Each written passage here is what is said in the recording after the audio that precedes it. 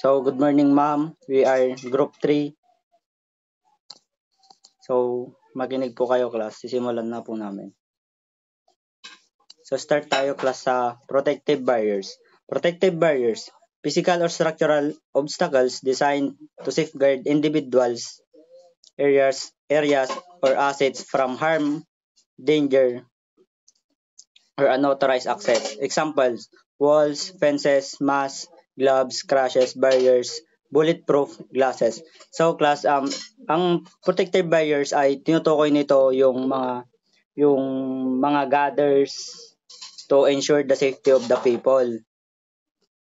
Para kunwari, for example, yung mga gather sa may mga highways, sa mga matataas na bundok para hindi basta-basta mahulog yung sasakyan pag nadisgrasya. So next. Perimeter security is the first line security defense by establishing structural barriers to protect the entire establishment. So guys, ito naman yung security or defense para sa mga establishment structural barriers, fences, para maprotektahan yung buong establishment.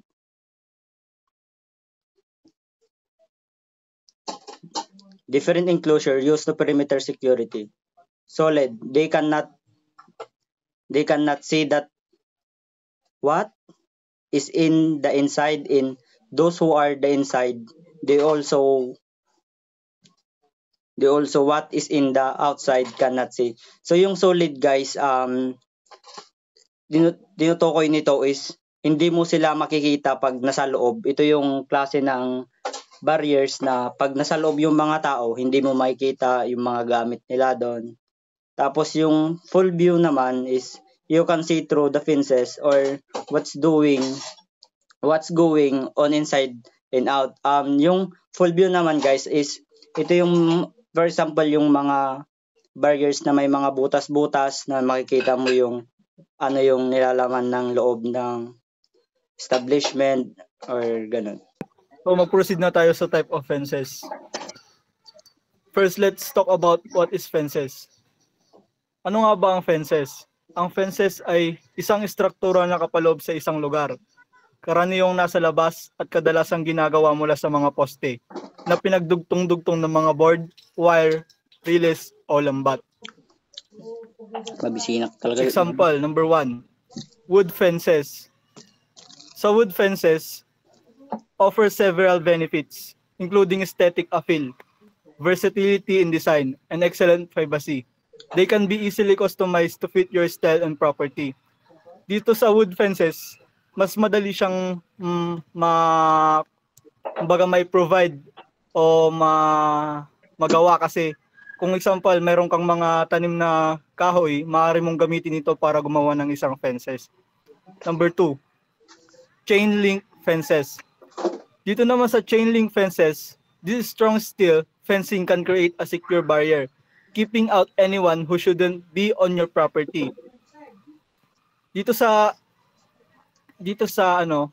chain link fences, meron siyang sinusunod na sukat na hanggang dapat 20 feet if necessary, and additional deterrents such as barbed wire can be added at the top to prevent climbing. Para maiwasan yung mga pag-akyat ng mga magnanakaw ganun, kailangan mong lagyan pwede mo siyang lagyan sa taas niya ng barbed wire para maiwasan ito. Dito naman tayo sa vinyl fences. Dito naman sa vinyl fences is a synthetic material made from ethylene and chlorine.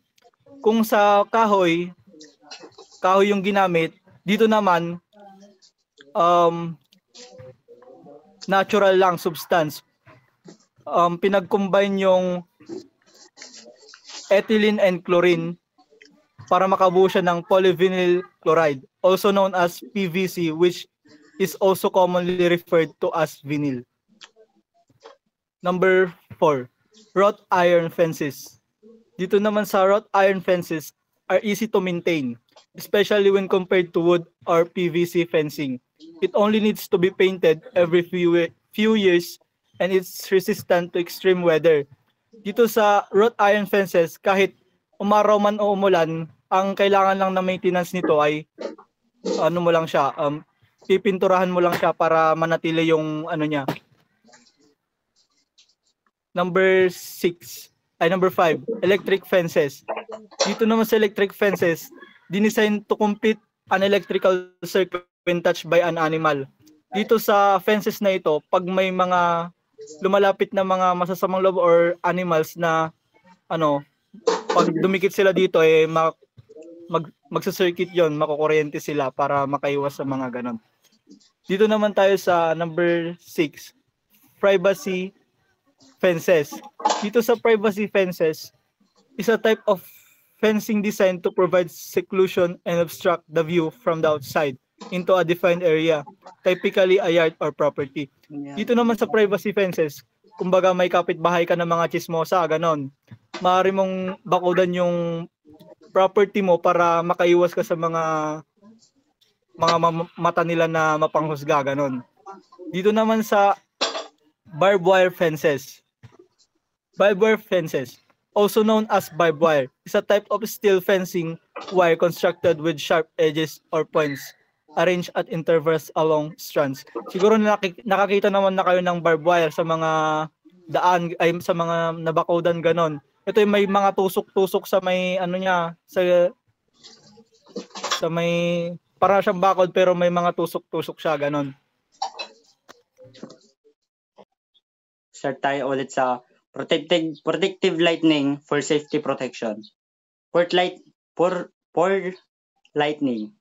Indirect action, lack of protection. So guys, yung poor lightning naman guys is ito yung mga ilaw na hindi masyadong maliwanag. Hindi siya masyadong maliwanag, so sinasabi nilang lack of protection. So, next naman tayo sa well lightning. Psychological barriers.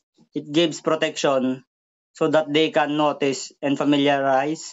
They can immediately detect the particular intruder. So, yung well lightning naman guys is ito yung mga maliliwanag, mabilis lang nila makikita yung mga tao, and mas nakaka-safety siya. Next. Factors to be considered in protective lighting. Ito naman yung mga factors na kino-considered sa protective lighting. Size, shape, and location. Kinds of product, variable, critical, or plenty of losses. 3. Protective advantage. 4. Management policy for security consciousness. So, yung size and shape and location, kung mas malaki yung ilaw, mas malakas. Tapos depende din siya shape. Kung ano yung shape, kasi mas yung depende. Kung for example yung pabilog, mas malawak yung makokontrol niyang area, and depende sa location niya kung nasa baba man or taas. Characteristic of protective lighting. Protective lightings plays a role in security and surveillance by deterring instruction, enhancing visibility, and improving threat detection. Illumination intensity. Adequate brightness to ensure visibility without glare or shadows. Illumination intensity. Ang mga LED floodlight ay nakakabit sa mga paligid ng mga bakod ng warehouse na nagbibigay sapat ng liwanag upang malinaw na makita ang buong perimeter ng walang sobrang glare na nakakasilaw o nakabuo ng anino. Uniformity, even lightning distribution to eliminate the blind spot. Ang uniformity naman ay ang mga ilaw ay inilalagay sa tamang distansya upang ang buong paligid ng warehouse ay pantay-pantay na maliwanagan. Direction and focus. Targeted illumination on critical zone. like entry points and perimeter. Direction of focus. Ang mga ilaw ay nakatutok sa mga mahalagang lugar tulad ng entry gate, parking area at mga bintana. Ang spotlight ay ginagamit sa mga entry point para sa mahusay na focus. Color rendering index or CRI. High CRI and 80 plus for accurate the color identification.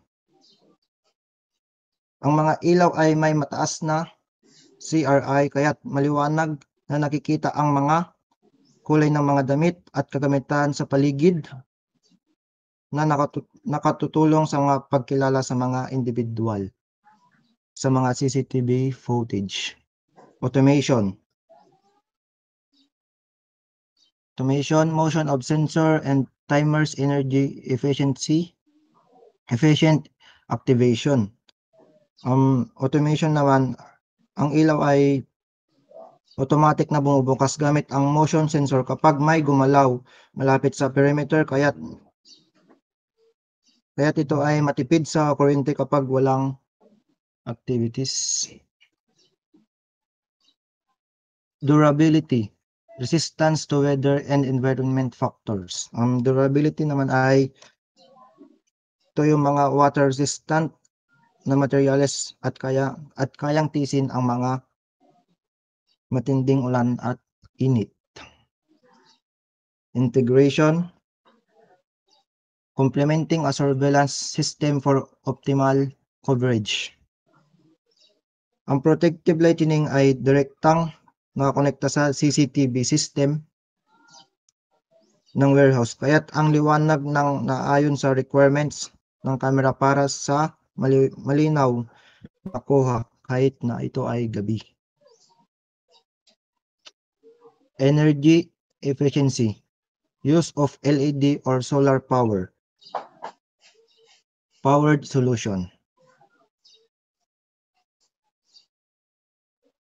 Ang lahat ng ilaw ay LED at sinusuportahan ng solar power backup system upang matipid sa kuryente at gumana kahit ito ay power outage. Last, deterrence. Bright lighting creates a psychological barrier for intruders. Dahil maliwanag ang ilaw na nakapaligid sa warehouse, ang mga intruder ay natatakot dahil alam nilang mahirap silang magtago o makalusot nang hindi napapansin. Protective lighting enhance security various settings such as a perimeter entry, the points parking areas, and sensitive installation. It's a critical element reducing the vulnerabilities and ensuring effective surveillance.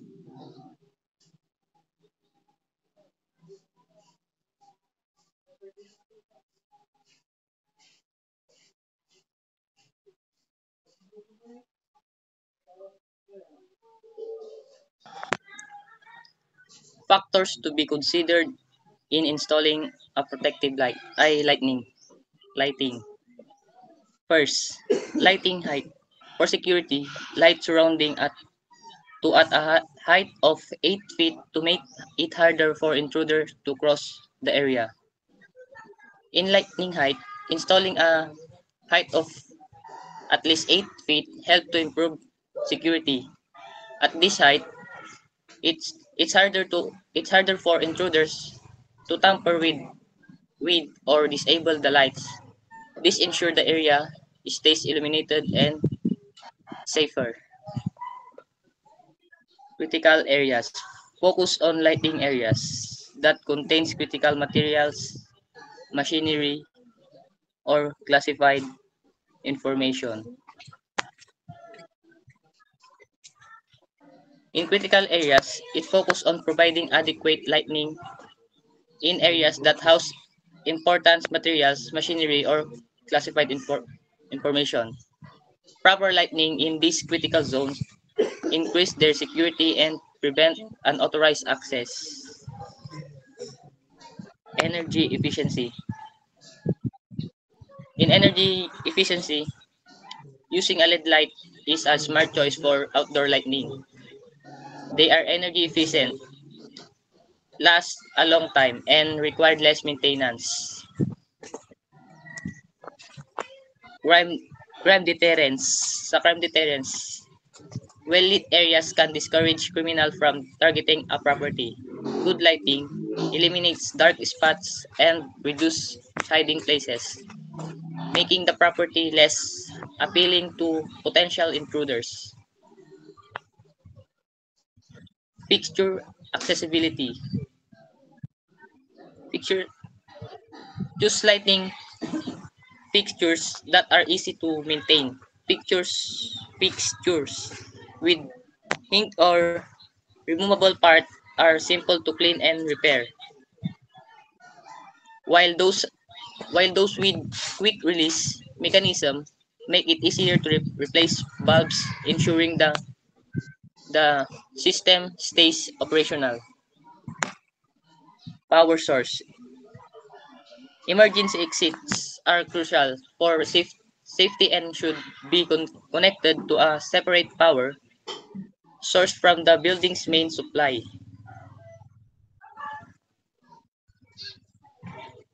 In maintenance, protective lighting system requires a regular maintenance and inspection to function properly.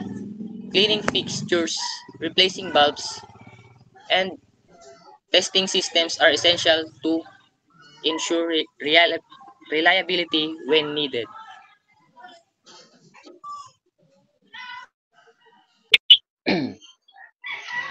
Types of lighting system.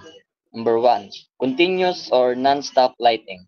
This type of lighting stays on all the time. It's used in areas that needed constant light, like streets, parking lots, or building exteriors or safety and security.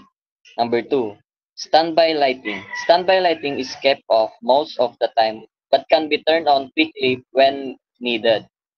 It is often used as backup lighting in case the main lights fail. Third, movable lighting. Movable lighting can be used to different places. It is useful for temporary tasks or work in areas that don't have fixed lights. Last, emergency lighting. Emergency lighting turns on automatically during a power outage or in dangerous situations. Next one, boy.